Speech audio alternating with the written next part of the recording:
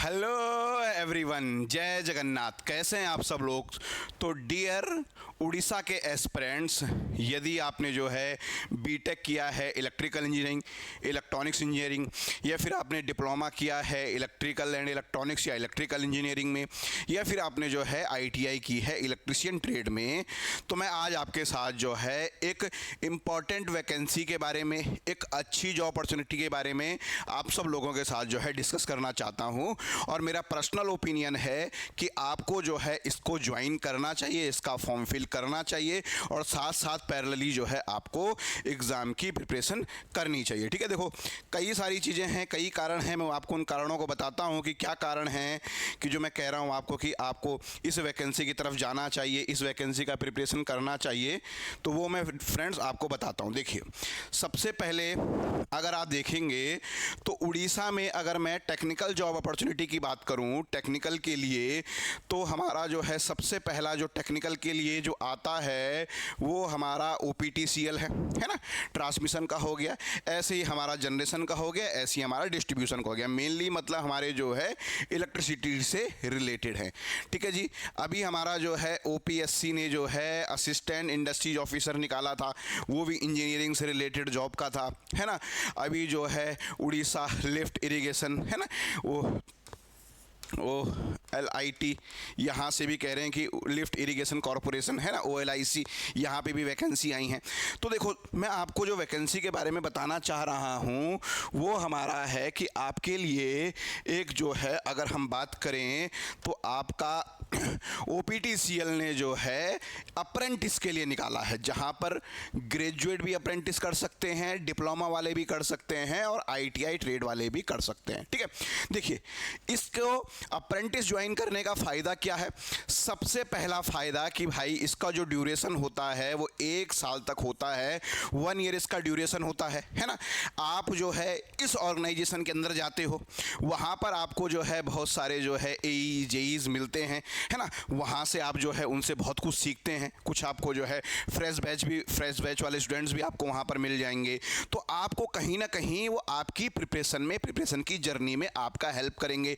और सबसे इंपॉर्टेंट चीज़, ये पॉइंट बड़ा इंपॉर्टेंट है। देखो, एक जो बेरोजगारी का ठप्पा होता है ना, ये बेरोजगारी का ठप्पा ऐसा होता है कि मतलब आपको मेंटली भी कई बार परेशान करता है। तो यहाँ पर आपको 1 साल के लिए आप मान के चलिए कि यहाँ पर आपको एक रोजगार मिल जा रहा है। ठीक है, हालांकि सैलरी इतना नहीं है, लेकिन आप अपने खर्चे आसानी से उठा सकते हो, है ना, और आसानी से जो है अपने प्रिपरेशन को साथ साथ कर सकते हो। क्योंकि यहाँ पर अगर मैं कहूँ तो रियली में ऐसा कुछ काम नहीं होता है, आप अपनी प्रिपरेशन को इसके साथ कर सकते हो कंटिन्यू। तो क्या क्या है भाई इसमें, जरा थोड़ा सा इसके बारे में अगर हम बात करें तो देखो भाई क्या क्या इसमें मिलने वाला है और किसकी कितनी सीटें हैं। तो देखो, अगर मैं बात करूं सीटों की तो देखिए, पहला है ग्रेजुएट इंजीनियरिंग अप्रेंटिस। ठीक है जी, आपकी डिग्री होनी चाहिए इलेक्ट्रिकल में, इनके लिए 32 सीटें हैं। ठीक है, 32 सीटें हैं। चलिए जी, यहाँ पर अगर मैं बात करूँ, अगर आपका डिप्लोमा है ना, तो डिप्लोमा इलेक्ट्रिकल से तो इनके लिए कितनी है, 20 सीटें हैं। आपको जो मिलने वाला है, यहाँ पर आपको मिलने वाले हैं 9000 अगर आपने बीटेक किया है, और अगर आपने डिप्लोमा किया है तो आपको मिलने वाले हैं 8000, है ना। और भी वैकेंसीज है ना, IT डिग्री की भी है, लेकिन ये बहुत कम है, तो मैं इनके बारे में बात नहीं कर रहा हूँ। फिर मैं ITI अगर आपने की है ना, ITI इलेक्ट्रिशियन से की है, तो आपके लिए जो है 35 पोस्ट यहाँ पर हैं और आपको मिलने वाला है 7700।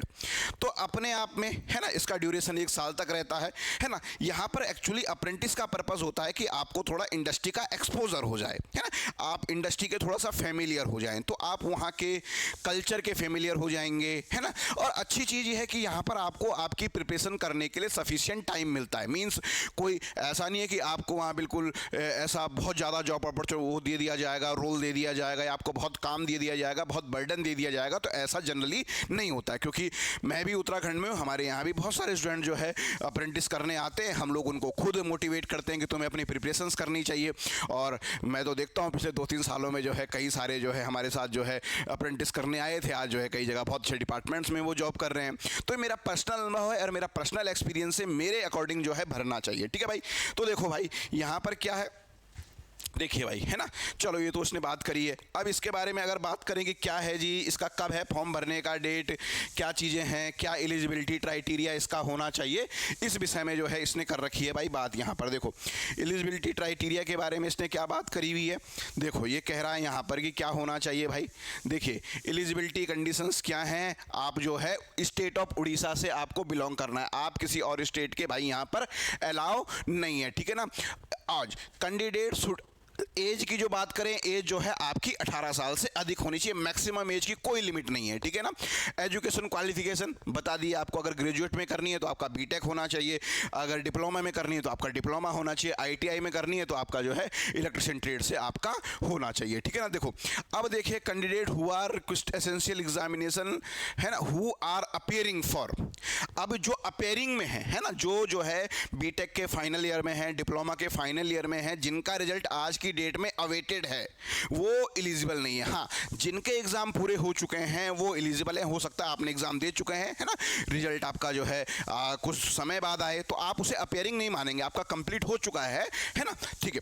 और देखो भाई ये 1 साल का, देखो 12 महीने का इसका पीरियड रहता है। एक जो मैं इंपॉर्टेंट पॉइंट इसमें जो है, देखो यहाँ पर इसने ना एलिजिबिलिटी क्राइटेरिया के बारे में जो बात कह रहा था मैं, उसने वो एलिजिबिलिटी क्राइटेरिया वाली बात यहाँ पर भी इसने डाल दी है।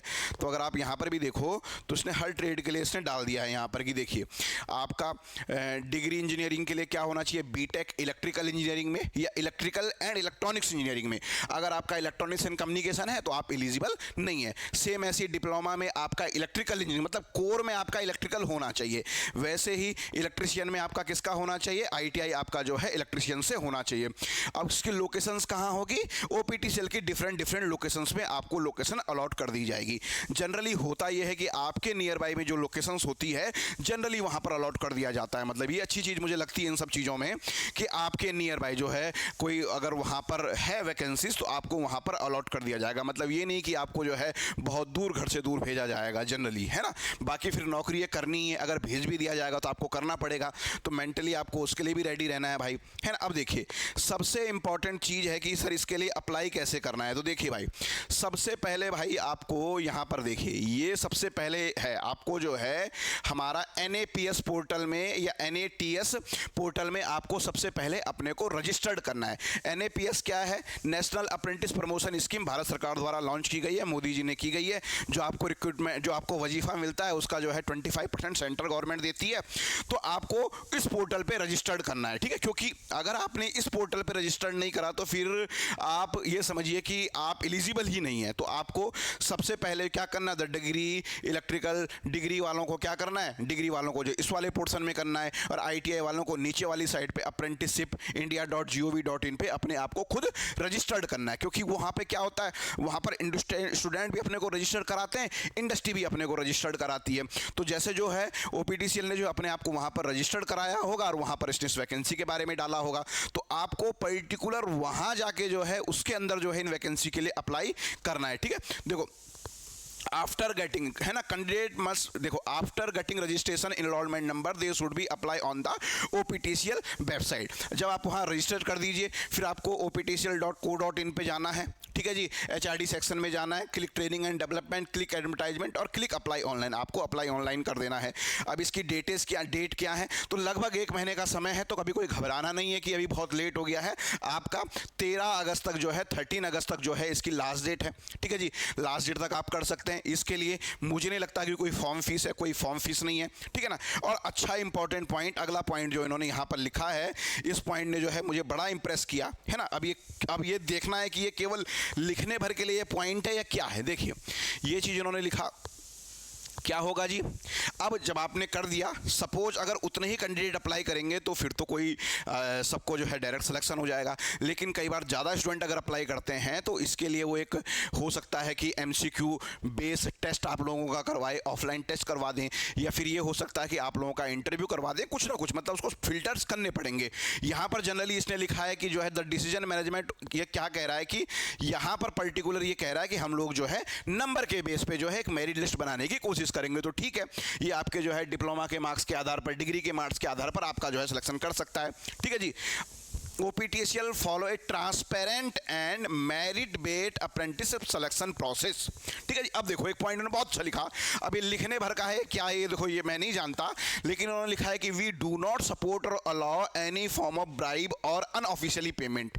Candidate are urged to ignore false claim और प्रॉमिस ऑफ इन्फ्लुएंस, है ना, rely on the official OPTCL channel for accurate information, engaging with unauthorised individual may lead disqualification and OPTCL will not be accountable for any result issue। ठीक है, अगर आपको कुछ problem है तो apprentice@optcl.co.in पे कर सकते हैं, इस नंबर पर आप जो है कांटेक्ट कर सकते हैं। तो इस फॉर्म को आप लोग जरूर फिल करिएगा, है ना। देखिएगा ये मतलब जो भी बेरोजगार है या जो प्रिपरेशंस कर रहा है ना, कि कहीं कि नहीं सर मैं तो घर बैठ के प्रिपरेशन करूंगा, नहीं, मेरा एज ए पर्सनल ओपिनियन है, आप एज ए मेरा को जो है बड़े भाई की तरह मेरा ओपिनियन आप लोग ले सकते हो, आपको जरूर इसमें अप्लाई करना चाहिए, है ना। और जो है अगर मौका मिल जाता तो देखिए आपको 8-9 हज़ार रुपये मिल रहा है, अपना साथ में प्रिपरेशंस को आपको स्टार्ट रखना है। ठीक है, देखो आने वाली वैकेंसी जो है उड़ीसा वहाँ पे इरिगेशन डिपार्टमेंट में है लगभग, है ना, OPTCL में है कि दोबारा जो है GMT की वैकेंसीज आने वाली है, GMOT की वैकेंसी आने वाली है, और कोई ना कोई वैकेंसी जो है और अदर इलेक्ट्रिसिटी डिपार्टमेंट है वहाँ पर आने वाली है। तो आपको पैरेलली अपनी प्रिपरेशंस को आपको रखना है ना। अगर डेडिकेटेड बात करें तो हम लोग जो है OPTCL GMT के लिए, है ना, चाहे जो है Orissa lift and irrigation corporation के लिए भी हम लोगों ने जो है अपने कोर्सेज स्टार्ट कर दिए हैं अनपढ़ के एप्लीकेशंस पर। तो आप जो है हमारा अनपढ़ है प्ले स्टोर से डाउनलोड कर सकते हैं। इसके अलावा जो है आपको हमारा डेडिकेटेड टेलीग्राम चैनल का लिंक आपको मिल जाएगा, आप हमारे जो है टेलीग्राम चैनल पे जरूर ज्वाइन होइएगा, ताकि आपको जो है इस जॉब से रिलेटेड किसी और जॉब से रिलेटेड जो है रेगुलर अपडेट जो है आपको वहाँ पर मिलती रहे। ठीक है, तो धन्यवाद। इस वीडियो को जो है हम लोग यहीं पर एंड करते हैं। अगर आपको लगता है कि ये वीडियो आपके किसी और फ्रेंड के लिए इंपॉर्टेंट है तो इस वीडियो को जो है जरूर अपने उस फ्रेंड के साथ जो है शेयर करिएगा। अगर आपकी कुछ जो है इससे रिलेटेड कुछ क्वेरीज हैं तो आप जो है कमेंट बॉक्स में जो है कमेंट कर सकते हैं। मैं जो है एक सेपरेट वीडियो बना के एक साथ जो है सारे कमेंट्स के जवाब देने की कोशिश करूंगा। धन्यवाद।